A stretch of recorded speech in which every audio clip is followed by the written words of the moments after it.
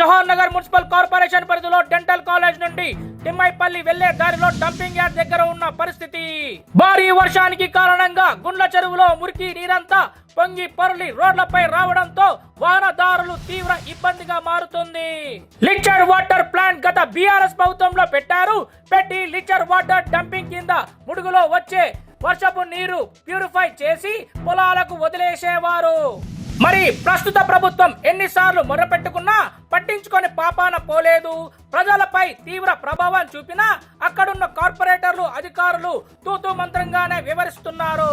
ప్రజాపాలన అని అధికారంలో వచ్చిన నాయకులు ఎక్కడ ఉన్నారు, ఇది వారి కళ్ళకు కనబడం లేదా అని ప్రజా సంఘాలు ప్రజలు వాపోతున్నారు.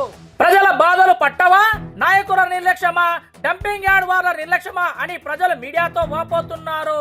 అక్కడ ఉన్న పశువులు ఇవే నీరు అనుకొని తాగి రోగాన బారిన పడుతున్న పశువులు ఈ యొక్క లిక్విడ్ వాటర్ తో గుండ్ల చెరువు నుంచి ఈదుల చెరువుకు నీరును మరలించగా నెల క్రితం చేపలు చనిపోవడం చాలా బాధాకరమని ఇప్పటికి ప్రభుత్వం స్పందించి తగు చర్యలు తీసుకోవాలని కోరుతున్నారు.